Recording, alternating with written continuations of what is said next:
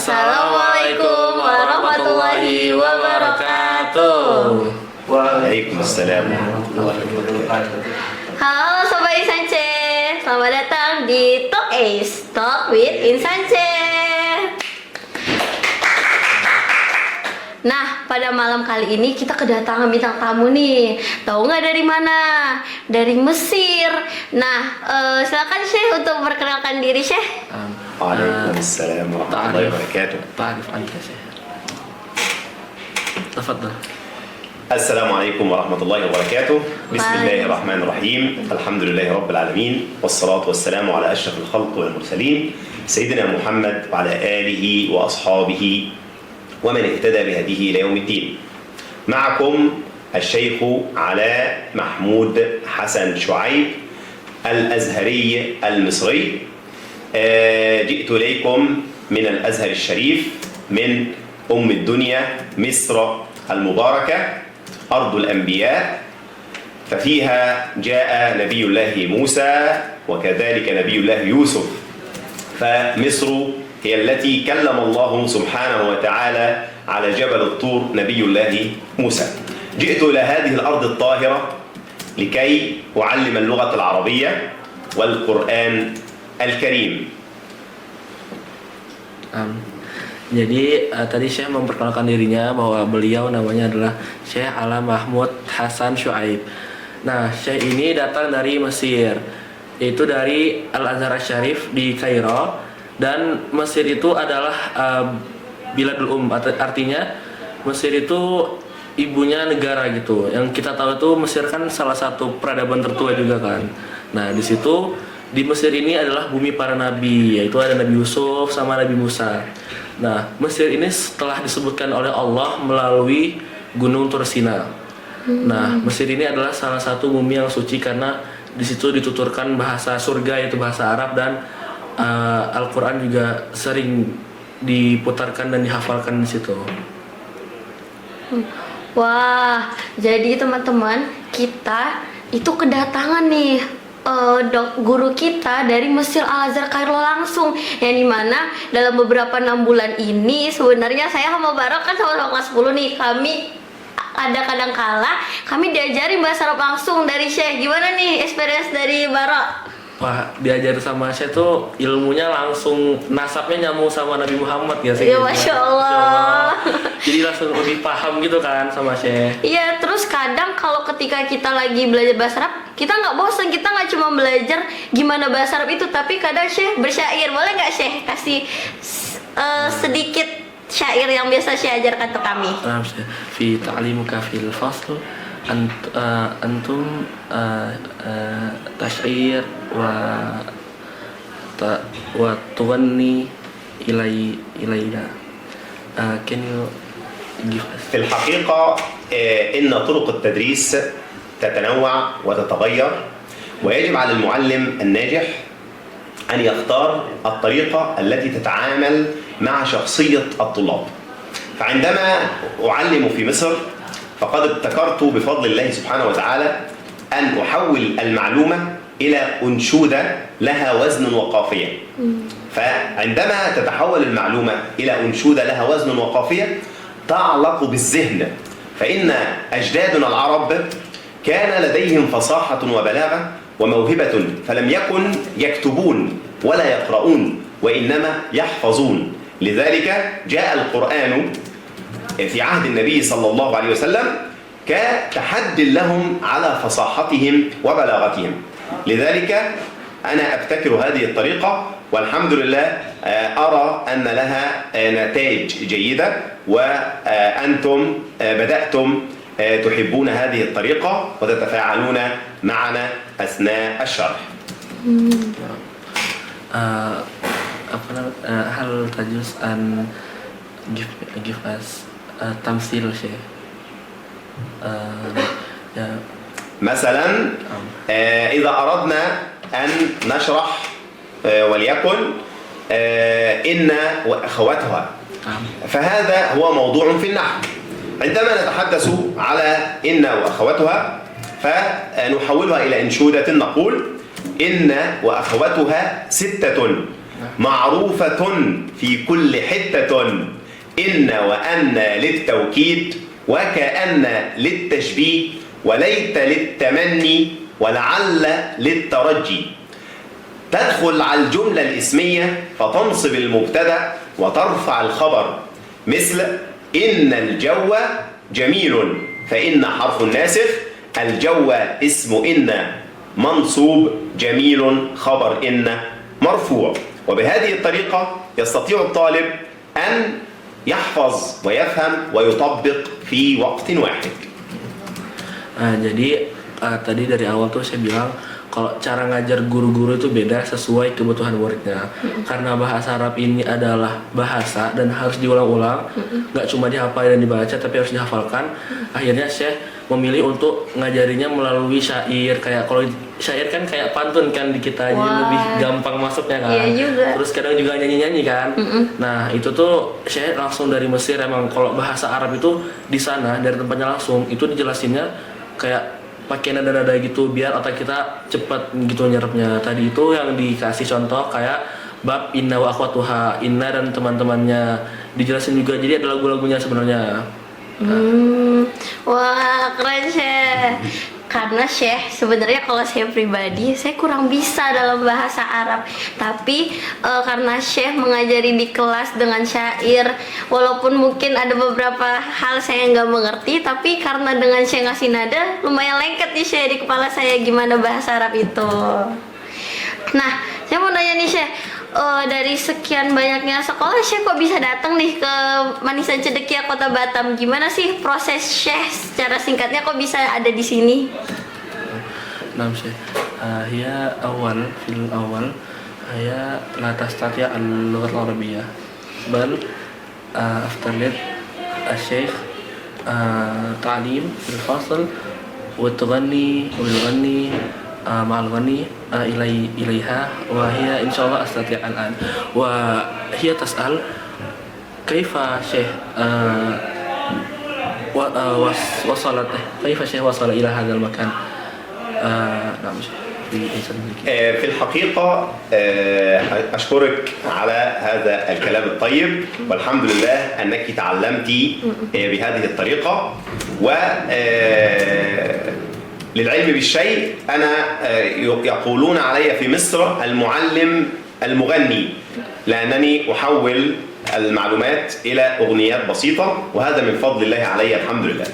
لكي أصل إلى هذا المكان الطاهر مررت بعدة مراحل من الاختبارات في الأزهر الشريف، منها الاختبار التحريري، ثم الاختبار الشفوي، ثم مقابلة وفحوصات طبية واختبارات مهمة. ثم اختار الله سبحانه وتعالى لي هذا الاختيار الجميل بسبب توفيق الله ثم دعاء أبي وأمي، فإن أبي وأمي كان يدعون لي بهذه الدعوة. وجئت في 9 من سبتمبر إلى جاكرتا، ثم التقيت بالدكتور محمد كمال في جاكرتا هو وقمر الزمان، ثم جئنا إلى باتام في 11 من سبتمبر، وكان هذا اليوم هو أسعد يوم في حياتي. أسعد يوم في حياتي هو يوم الخميس 11 من سبتمبر 2025 عندما رأيتكم وانشرح صدري برؤيتكم. فعندما نزلت إلى أرض المدرسة فإذا بقلبي تتفجر فيه أعماق المحبة إليكم منذ أن رأيتكم، وقد سكنتم فؤادي ورب العباد، فأنتم غايتي وأنتم مرادي. Jadi kata saya itu emang dijuluki guru yang suka nyanyi waktu di Azhar. Nah, tapi emang saya itu suaranya bagus kan. Iya. Nah, jadi tadi pertanyaan Janeta kenapa Syekh bisa sampai ke Batam? Karena kan awalnya saya itu ikut tes dikasih sama Azhar Kaironya. Ada banyak tes tadi kayak percakapan, terus tes tulis, tes lisan. Nah, akhirnya didatangkan ke Indonesia oleh Azharnya. Jadi kayak ada program itu. Nah, habis itu pas di Jakarta Syekh ini ketemu sama kepala madrasah kita Ustadz Kamal. Nah pada tanggal 11 September waktu itu hari Kamis, filmul Kamis. Yaumul Khamis, Nah. kan Yaumul Khamis. Hari Kamis itu saya datang ke sini kan kita sambut bareng-bareng kan. Itu kata saya adalah salah satu hari paling bahagia di hidupnya. Masya Allah. Ketika menginjakkan kaki di IC Batam nih kayak ada rasa kayak bersyukurnya, ada rasa senang, apalagi ketemu teman-teman, apalagi ketemu anak-anak murid kayak kita, terus tinggal bersama kita juga kan. Tadi di akhir saya juga kayak memuji kita gitu. Oh. Nah, jadi teman-teman, wahai sobat-sobat Insan C, nah berarti Syekh ini nggak hanya sekedar datang lalu ingin mengajar kita gimana sih bahasa Arab itu, tapi Syekh juga melalui berbagai proses dengan melalui tes tertulis, dengan potensi Syekh yang begitu luar biasa, akhirnya datang deh dari jauh-jauh Mesir Kairo ke sekolah Manisan Cendekia Kota Batam. Nah, saya juga senang berarti di sini. Good Syekh. Syukran. Syekh, setelah Syekh datang ke Indonesia kan Syekh mencoba berbagai banyak makanan nih Syekh. Dari diantara semua banyaknya makanan Syekh paling suka apa? Apa? Syekh ba'da wasalillah hadzal makan antum tadzuqul mat'am tadzuqut ta'amul katsira Syekh. Uzkur wahid من الطعام الإندونيسي الجيد. كانت هذه مشكلة في بداية الأمر وأنا أفكر في مصر. الطعام، كيف أتناول الطعام الإندونيسي وهو مشهور بأنه حار spicy very spicy. لذلك أحضرت طعاما كثيرا معي من مصر، ولكن عندما حضرت أول يوم وأنا في المكتب مع مستر كامل قدم لي الطعام أول مرة، فأنا أكلت أول مرة وإذا به ما شاء الله very spicy.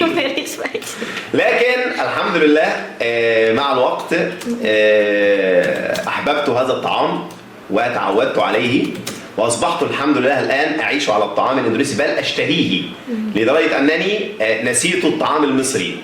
فيعني يوجد معي في المسكن طعام مصري ولكن لا أفكر فيه، أفكر في الطعام الإندونيسي.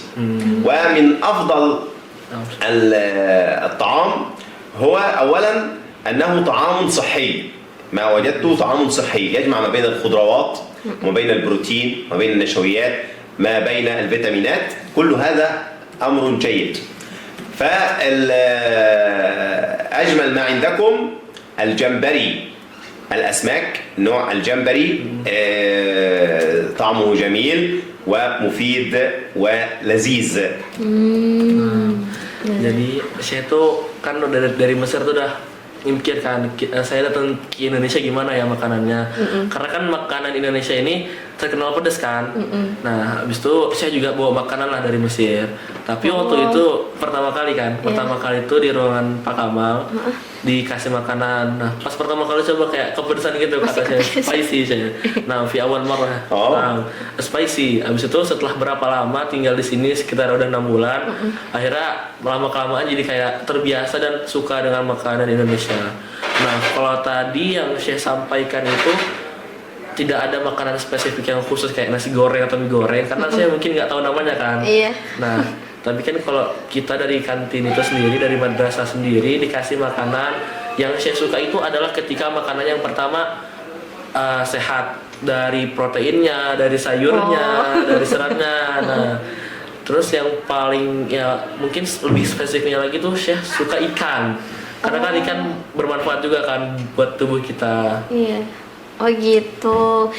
Nah, gimana nih Sobat Insan C, udah makin mengenal Syekh belum? Nah, kita karena pada saat ini kita sedang memasuki bulan Ramadan, yang dimana pada bulan ini banyak sekali hal-hal yang harus kita dalami lagi, pelajari lagi, terutama gimana caranya diri kita yang Sobat Insan C, seorang pelajar di Manisan Cendekia Kota Batam, harus memanage diri kita sebagai umat muslim. Nah Syekh, saya mau nanya, apa pesan penting yang mau Syekh sampaikan kepada kami, terutama teman-teman yang seorang pelajar dari Masa Cendekia Kota Batam biar kami bisa menjadi semakin soleh, semakin soleha, semakin dekat sama Allah. Gimana Syekh? Nah, Syekh, ma hiya risalah al-muhimmah allati yuridu Syekh ilaina ayyuwasilu ilaina hatta tumkin minal aqrab ila Allah. Naam Syekh. نقول بالله التوفيق. كل عام وأنتم بخير بمناسبة اقتراب شهر رمضان المبارك، فما هي إلا أيام قليلة ونكون في هذا الشهر. ماذا يعني قدوم شهر رمضان؟ أولا شهر رمضان هو فرصة للتوبة وفرصة لتجديد الطاقة الإيجابية، فما شرع الصوم لحرمان الإنسان من الطعام والشراب، وإنما شرع الصوم لتهذيب النفس. فعندما يتخلص البدن علميا يجب على الإنسان أن يرتاح ويريح هذه الأعضاء، فإن المعدة تعمل 11 شهرا ليلا نهارا نملأها بالطعام، فتأتي هذه المعدة تحتاج إلى صيانة، فأراد الله سبحانه وتعالى في هذه الأيام عمل صيانة للبدن.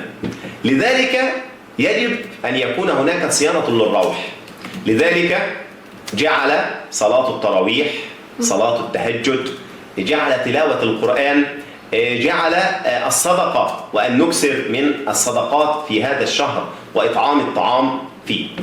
فنريد طريقة عملية تنظم يومنا في رمضان. أولا لابد قبل أي شيء أن تقلع عن أي ذنب كنت تفعله قبل رمضان، يعني أي ذنب كنت أمارسه لا يجوز ولا يحق لي أن أفعله في شهر رمضان.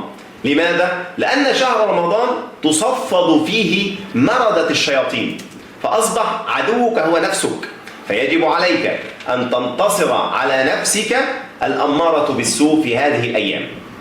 أولا المحافظة على الصلوات في أوقاتها في جماعة، لأن المحافظة على الصلاة ما إلا تنظيم ليومك ويجعلك في طاعة مستمرة، فعندما تصلي الفجر في جماعة تظل في معية الله سبحانه وتعالى، وعندما تعود وتصلي الظهر في جماعة تستمر هذه المعية، وهكذا حتى تصلي العشاء في جماعة. وقد أخبرنا النبي صلى الله عليه وسلم فيما ورد عنه أنه من صلى الفجر في جماعة ومن صلى العشاء في جماعة كأنما قام الليل كله، حتى وإن كان نائما. لذلك يجب المحافظة أولا على الفرائض. الأمر الثاني الإكثار من السنن، لابد أن نلتزم بسنة النبي صلى الله عليه وسلم، سنة الفجر، سنة الظهر، سنة المغرب، سنة العشاء، لابد أن نحافظ على هذه السنن، فكل طاعة نفعلها في هذه الأيام أجرها مضاعف. ولا نحرم أنفسنا من قيام الليل وصلاة التراويح وصلاة التهجد. لماذا؟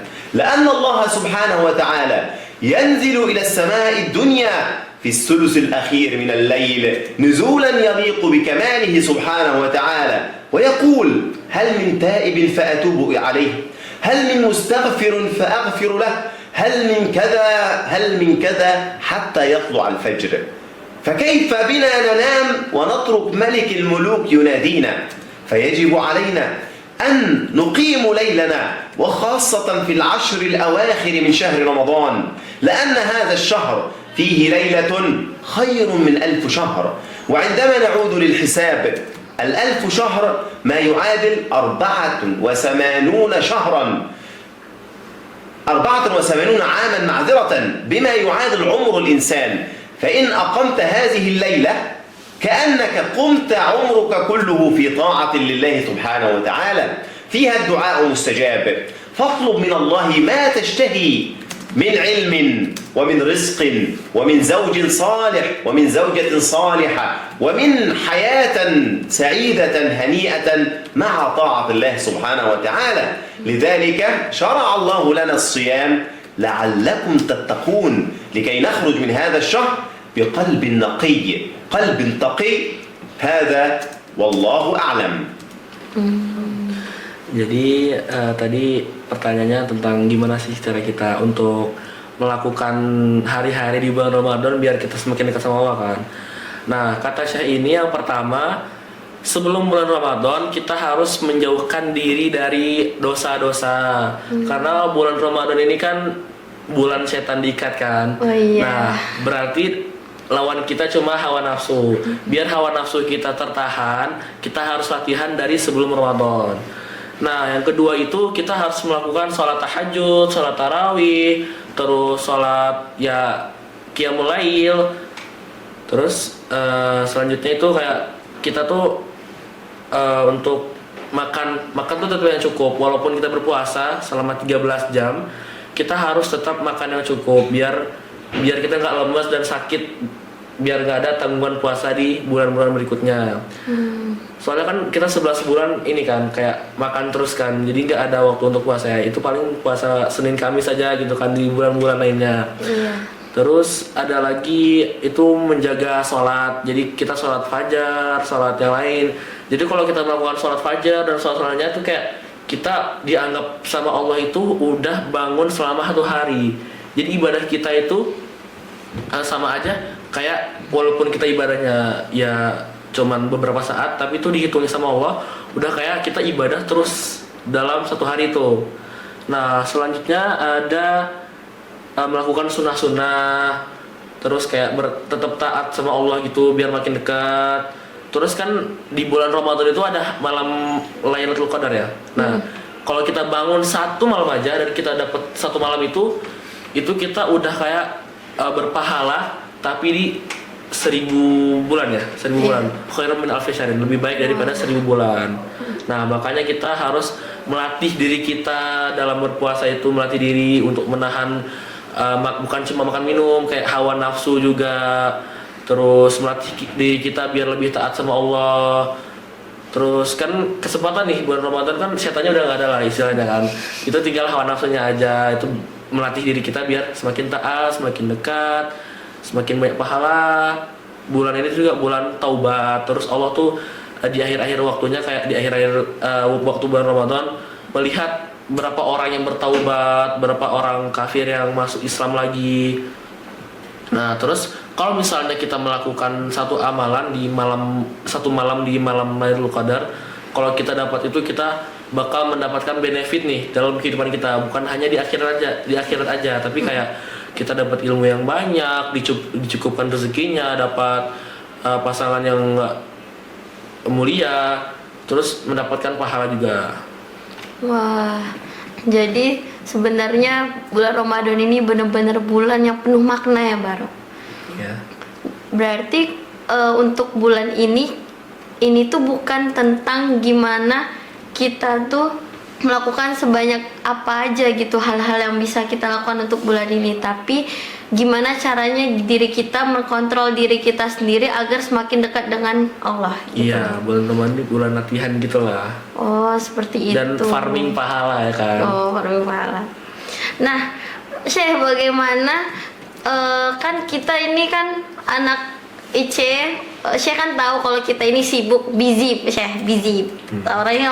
Teman-teman kita sibuk belajar, sibuk ngejarnya lomba-lomba, terus ada hafalannya juga, organisasinya juga. Kalau menurut pandangan Syekh setelah Syekh 6 bulan di sini, gimana biar diri kami bisa memanage diri kami di sini, Syekh?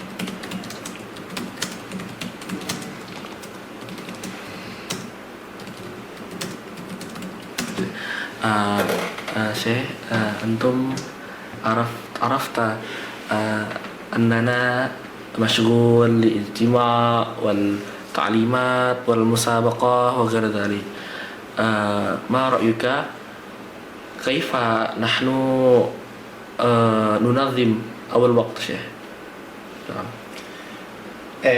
في الحقيقة أنا فخور بكم فخرا كبيرا، لأنني رأيت منكم التزام وانضباط وأعمالا لم أتوقعها، فوجدتكم تديرون المدرسة ما شاء الله بدون المعلمين، وجدتكم في كل المناسبات وفي كل الاحتفالات على قلب رجل واحد، كل له دوره يؤديه بإتقان وبإخلاص. لذلك أنا أتحدث في أي مكان وأرسل إلى طلابي في مصر وأنا في قمة الفرح والسرور بكم، لأنكم تستحقون كل الأوسمة والتقديرات على ما وجدته من حسن الخلق والتعاون فيما بينكم، الاحترام المتبادل بين البنين والبنات. نعيش في أسرة واحدة، لم تحدث نادرا مشكلة بين أحدكم والآخر. لذلك أوصيكم بأن تستمروا على هذا النهج، ولكن لا تشغلنا هذه المسؤوليات بعلاقتنا بربنا سبحانه وتعالى. والمدرسة بفضل الله نظامها يعين على ذكر الله سبحانه وتعالى، فنحن نستيقظ بالفجر، نصلي الفجر في جماعة ما شاء الله، ثم نذهب لتناول الإفطار، والحمد لله لن يكون هناك إفطار في رمضان في الصباح، فنستطيع أن نقرأ وردنا من القرآن بعد صلاة الفجر، ثم أذكار الصباح، ثم نذهب إلى المدرسة لنتعلم حتى صلاة الظهر، فنذهب إلى المسجد من صلاة الظهر، يمكننا أن نقرأ القرآن حتى صلاة العصر، أو نرتاح من الظهر إلى العصر في المسجد لا بأس، وقد تناقشت مع مستر كامل في هذا الأمر. ثم من العصر نستيقظ ونستعد للإفطار، نجلس في المسجد نقرأ القرآن، نسبح، نستغفر، ندعو الله، لأن للصائم دعوة لا ترد. لذلك كل يوم لابد أن تحرص، ماذا أدعو الله في هذا اليوم؟ ماذا أريد من الله؟ أريد أموالا كثيرة، أدعو. أريد علما كثيرا، أدعو. أريد أن أكون الأول على إندونيسيا، أدعو. لابد أن تجهز دعوتك كل يوم. ثم نجلس لتناول الإفطار، ثم نجتمع لصلاة العشاء، ثم التراويح إن شاء الله، ثم نعود إلى المسكن، نرتاح بعض الشيء، ثم نقوم قبل السحور نتضرع إلى الله في وقت التهجد. هذا النظام الذي أنتم فيه يجعل هذا الوقت هو نعمة عظيمة.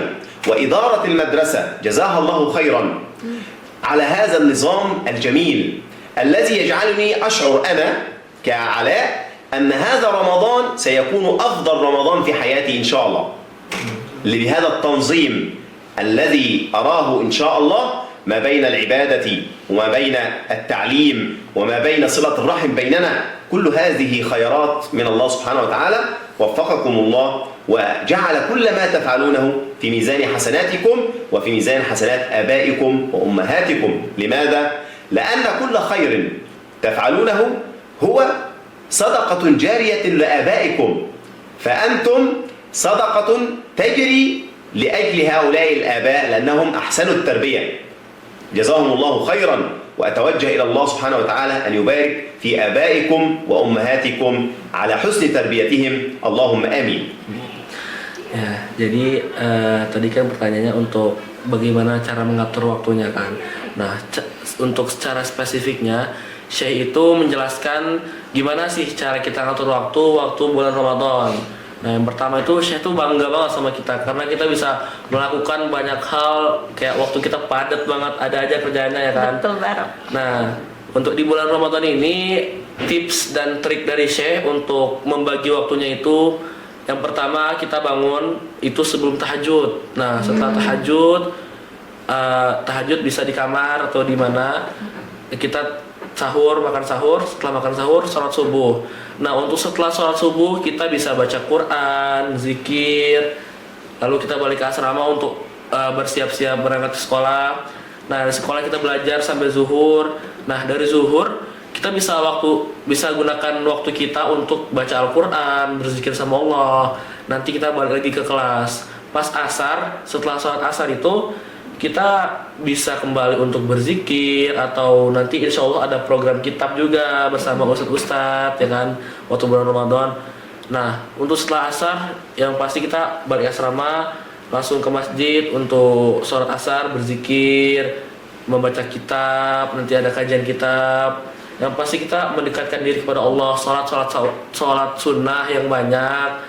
Terus setelah pas mendekati buka puasa, kita bisa buka puasa. Setelah buka puasa sholat maghrib, dari maghrib sampai isya kita bisa melakukan hal-hal yang kayak berzikir, beristighfar, berdoa sama Allah. Tadi saya sempat mengatakan kita itu istilahnya targetin doa kita. Hari ini kita mau doa apa? Doa untuk dapat duit harta yang banyak, terus sebagainya. Itu kalau bisa ditulis biar kita tahu nih target kita yang mau kita minta sama Allah apa.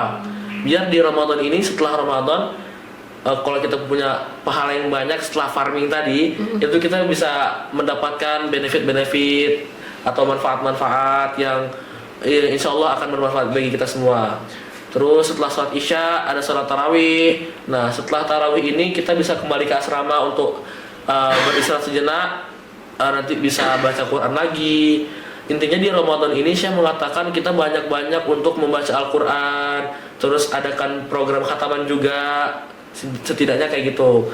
Terus ya di bulan Ramadan ini kan tadi kayak bulan Fardhu Mahala. Jadi gunakan waktu sebaik-baiknya. Nah, terus kata Syekh ini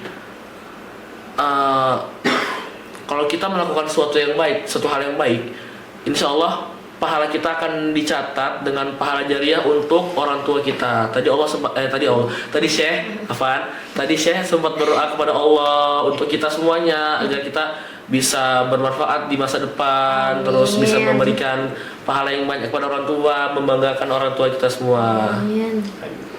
Begitu. Nah, gimana nih Sobat Sance?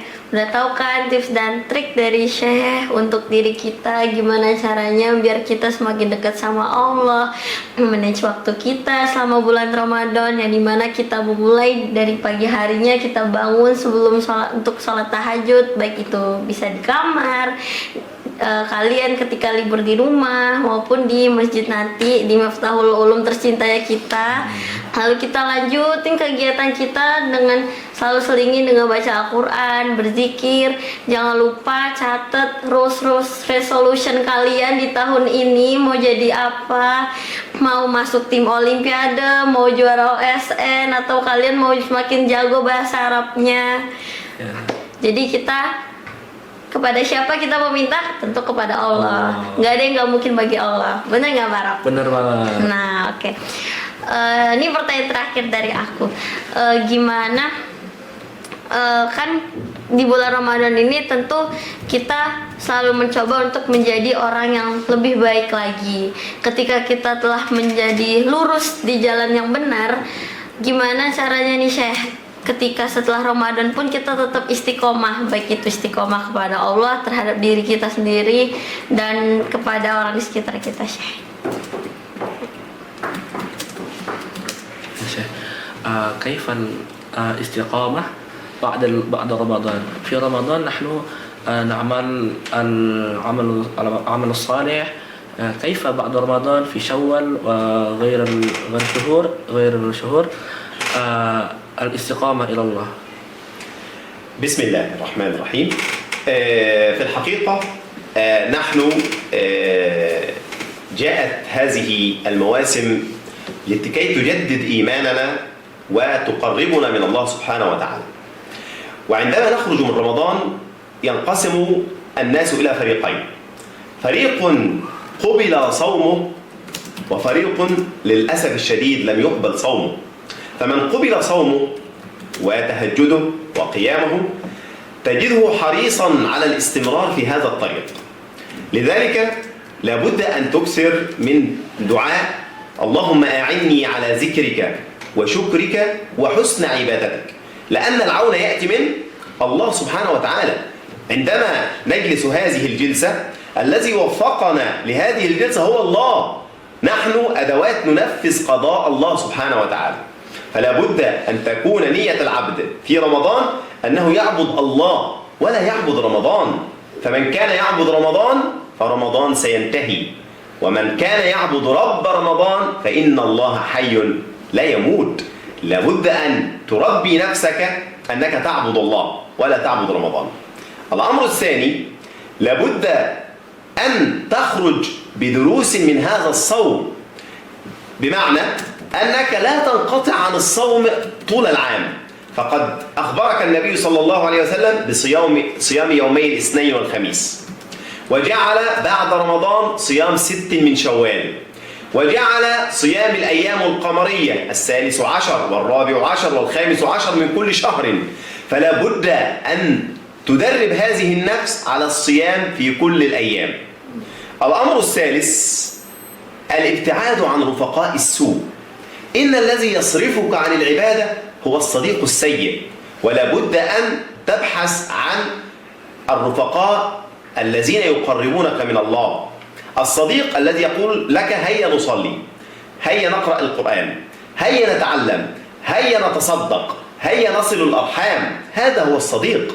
لأن الصاحب ساحب، الصاحب يسحبك إما إلى الطاعة وإما إلى المعصية. لذلك أخبرنا الله سبحانه وتعالى في القرآن: الأخلاء بعضهم لبعض عدو إلا المتقون. لذلك لابد أن تختار الرفيق قبل الطريق الذي يعينك على هذا الأمر. الأمر الرابع، الإخلاص في العبادة. إن أخلصت في العبادة وفقك الله حتى وإن كانت قليلة، لأن خير الأعمال أدومها وإن قل. فلا بد أن تجعل لك وردا من القرآن كل يوم. والحمد لله رب العالمين، نظام المدرسة يجعلك تقرأ القرآن رغم أنفك. فنحن كل أسبوع لنا مدارسة القرآن في المسجد، ندرس ونتعلم، وتدرس الفقه وتدرس الحديث. هذا من فضل الله عليكم. لذلك ما الإنسان شندكيا أرى أنها إن شاء الله رحلة نحو الجنة. فمن يأتي إلى شندكيا فهو في طريق طاعة، كل يوم كل وقت هو في طاعة. فأنت الآن تتعلم مهارات لو أتقناها في دعوة الناس إلى الخير فحقا نستطيع من خلالكم أن ندعو إندونيسيا والعالم كله، وأن ننشر الخير والإسلام الصحيح الوسطي المعتدل، وندافع عن النبي محمد صلى الله عليه وسلم بأخلاقنا الحسنة وبمبادئ الإسلام السمحة. لذلك إذا أخلصنا في رمضان صرنا بعد رمضان في نفس الدرب وعلى نفس المنهج. وقد كان الصحابة رضوان الله عليهم يستمرون 6 أشهر يعيشون ويتلذذون برمضان الحالي، ثم ينتظرون رمضان القادم 6 أشهر فيعيشون. كم بقي على رمضان؟ كم بقي على رمضان؟ فيشتاقون إلى هذا الأمر. فنحن الحمد لله لا تخلو أيامنا من العبادة. فيوجد شهر الله المحرم، ويوجد شهر ذي القعدة وذو الحجة، ويوجد العشر الأول من ذي الحجة وموسم الحج ويوم عرفة. كل هذه خيرات ونفحات أعطاها الله أمة النبي محمد، لأن الله يحب أمة النبي محمد صلى الله عليه وسلم. Jadi dari saya itu, pertama itu setelah Ramadan ini ada 2 golongan. Yang pertama itu yang mengerjakan puasa, dan yang satu lagi yang mengerjakan puasa tapi kayak terputus gitu, kayak terseok-seok, nggak konsisten dalam puasanya. Nah, kalau misalnya orang yang menjalankan puasa secara konsisten full 29 atau 30 hari, insya Allah itu akan dijaga oleh Allah untuk selalu istiqomah di jalannya. Karena kan orang-orang yang berpuasa itu pasti sudah terlatih dirinya untuk menjaga diri dari yang tidak baik-baik. Terus,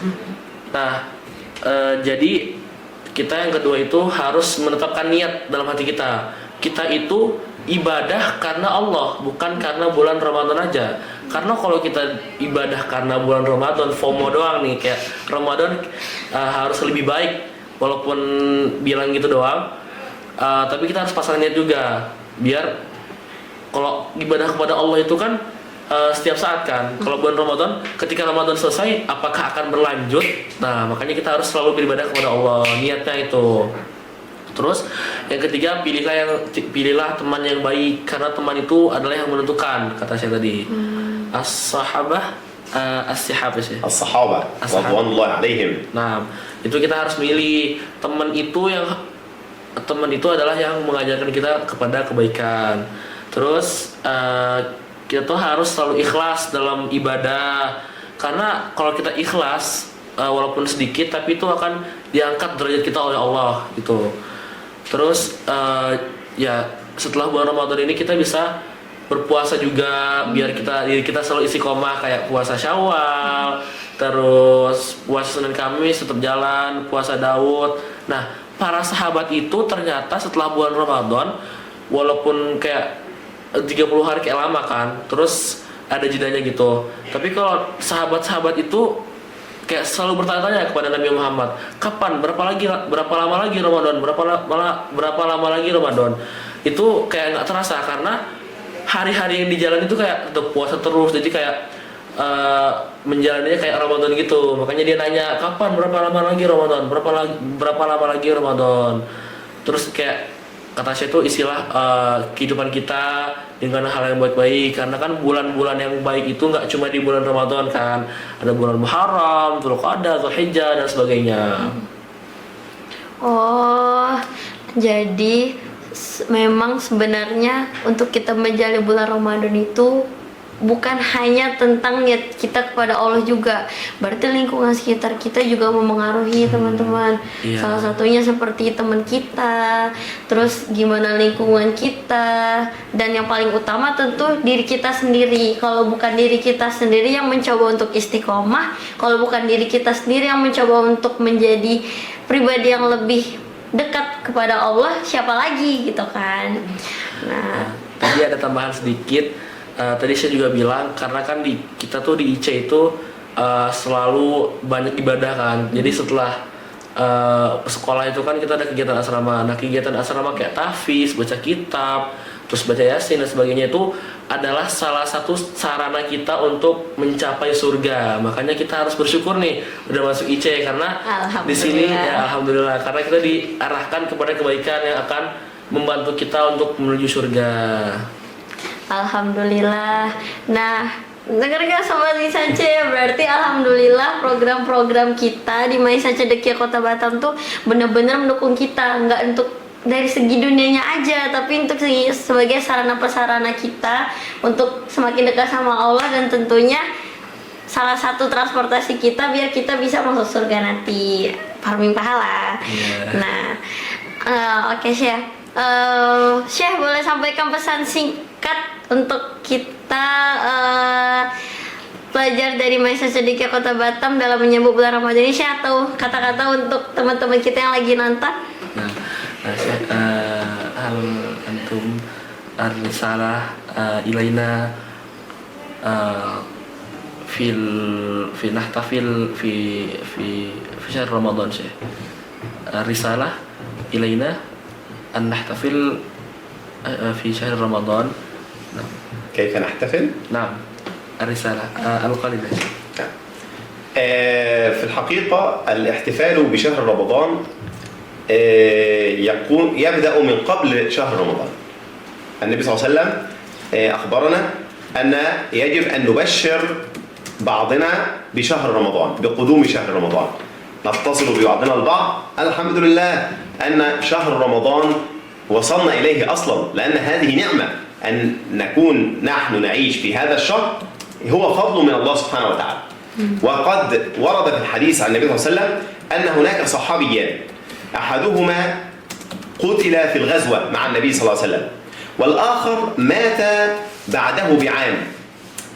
فصحابي آخر رأى الاثنين في المنام، في الرؤيا رأى الشهيد وصديقه الآخر، فوجد الصديق الآخر في مكانة أعلى من الشهيد، فتعجب وذهب إلى النبي صلى الله عليه وسلم: يا رسول الله، لقد رأيت في منامي كذا وكذا.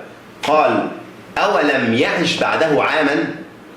أولم يمر برمضان يعني هذا الرجل عاش شهر رمضان، فشهر رمضان هذا فرصة عظيمة.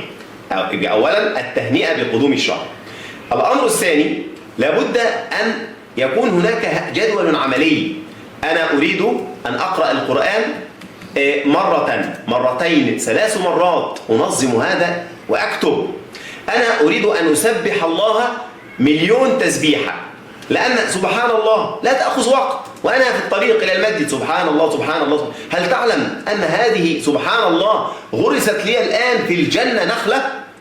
نخلة عظيمة في الجنة إن شاء الله. فكلمة سبحان الله والحمد لله ولا إله إلا الله والله أكبر، هذه الأذكار لا تحتاج مجهود، ولا تحتاج نقود ولا أموال، ولا تحتاج إلى إعداد، ولا تحتاج إلى وضوء أصلا. أنا أذكر الله على أي وضع وفي أي مكان. يذكرون الله قياما وقعودا وعلى جنوبهم ويتفكرون في خلق السماوات والأرض. وأنا أسير إلى المسجد أنظر إلى السماء، أنظر إلى السحب، أنظر إلى الأشجار، أنظر إلى هذه النباتات التي تنمو مع انقطاع المطر. سبحان الله، هذا أمر يستدعي التأمل، فإن التفكر في مخلوقات الله من أهم العبادات. الأمر الثالث لابد أن أعد نفسي للصدقة ولو بالقليل، لأن هذه الصدقة من أفضل الأعمال. وما الدليل؟ عندما نعود للقرآن الكريم ونجد الموتى يتمنون العودة عندما يقول رب ارجعون لعلي أعمل صالحا. طيب ماذا تعمل يا عبد الله عندما ترجع؟ فأصدق وأكن من الصالحين. يبقى لماذا اختار الميت الصدقة؟ لأنه رأى عظيم هذا الأجر، لذلك نتصدق ولو بالقليل. اتقوا النار ولو بشق تمرة، ولو بالكلمة الطيبة. الكلمة الطيبة صدقة. كل هذه الأمور تجعل رمضان جميل بالذكر. ويجب أن نبتعد عن وسائل التواصل التكنولوجية من واتساب وانستجرام، لأن هذه الوسائل هي في هذا الشهر من الوسائل التي تفسد علينا صومنا. لذلك يجب سايلنت، التليفونات سايلنت، لا نستخدمها في هذه الأيام المباركات، لأنها مدخل من مداخل الشيطان. وكل عام وأنتم بخير. Jadi kata saya itu, Nabi Muhammad itu ketika menyambut bulan Ramadan itu menyambutnya dari jauh-jauh. Makanya kan kita berdoa Allahumma barik lana fi Rajaba wa Sya'ban wa balighna Ramadan. Nah, itu salah satu persiapan kita dalam menyambut bulan Ramadan juga. Nah, terus untuk sahabat itu kan ada yang meninggal dalam perang dan syahid dan terbunuh. Itu ternyata ada lagi derajatnya di atasnya, yaitu orang-orang yang menyambut bulan Ramadan. Nah, berarti derajat orang-orang yang menyambut bulan Ramadan ini bisa dibilang lebih tinggi daripada orang yang meninggal syahid. Terus yang kedua, saat kita menyambut bulan Ramadan, kita harus bikin jadwal nih. Kita harus khatam berapa kali, baca Quran berapa kali, terus berzikir berjuta-juta kali misalnya gitu. Terus kita harus berzikirnya itu mengingat Allah di mana aja, kapan aja. Karena kan zikir itu nggak butuh duit, nggak butuh tenaga cuma dikit doang yang keluar ya kan. Terus di mana aja bisa, tanpa wudhu juga bisa. Nah, terus yang terakhir itu sedekah walaupun sedikit, karena keutamaan dari sedekah ini banyak banget. Oh gitu. Nah oke teman-teman, jadi kesimpulannya adalah pada sehabis nonton video ini, berarti teman-teman udah tahu nih gimana caranya biar kita bisa menjadi umat muslim yang lebih baik lagi. Dengan pertama tentu kita menyambut bulan Ramadan, kita mempersiapkan diri kita dengan baik. Lalu kayaknya tadi yang aku tangkap dari beberapa kata Syekh, kayaknya kita harus ada sedikit menjauhi media sosial ya. Iya benar. Nah kita harus silent harus beristirahat dari media sosial, karena itu lumayan mengganggu juga dalam ibadah kita. Walaupun ya ada kepentingan itu nggak apa-apa, jangan sampai ibadah kita terganggu nih karena ada dari gangguan dari media sosial. Nah relate tuh guys dengan kita, kayak mungkin dengan sebelumnya di tahun lalu di Ramadan kita sering kali yang saat puasa dari subuh habis sahur sampai buka kita kerja cuma nge-scroll TikTok, nge-scroll Instagram, bermain game. Mungkin kita bisa ganti dengan sesekali lebih banyak zikirnya, lebih banyak belajarnya, lebih banyak beribadahnya. Bener nggak Barak? Benar, banyak amalan yang bisa kita lakukan di bulan Ramadan. Biar apa? Biar farming pahala. Iya, biar farming pahala. Nah, oke, kita sudah sampai di penghujung podcast. Semoga dengan video ini ilmu, nasihat, dan segala hal yang telah Syekh sampaikan, yang telah Syekh berikan kepada kita bermanfaat dan bisa kita amalkan untuk dalam kehidupan sehari-hari kita. Gak hanya di bulan Ramadan ini, tapi juga untuk kita amalkan hingga kehidupan kita yang terus akan berjalan hingga akhir hayat kita, menjadi pahala jariah bagi Syekh maupun kita semua. Aku Janeta Salbasmara selaku host, dan terima kasih kepada Syekh. Syukran Syekh. Sama-sama. Syukran Barok. Ya. Barok keren gak guys yang telah membantu kita nih untuk membantu mengkomunikasikan nasihat Syekh kepada semua sobat-sobat insan Syekh. Tepuk tangan dulu untuk kita semua. Mohon maaf teman-teman kalau misalnya tadi aku ada salah dalam menerjemahkan. Mungkin kita juga bisa belajar nih bahasa Arab dari video ini. Mungkin kalian nanti bisa aktifin subtitle mungkin bahasa Indonesia. Nah, itu kita biar bisa belajar bareng-bareng nih sama Syekh. Nggak hanya di kelas aja ya kan? Betul. Fun fact-nya, Barok juga masih kelas 10 nih sama teman-teman. Jadi Barok juga keren gak sih udah bantu kita untuk menjadi perantara antara podcast kali ini dengan Syekh.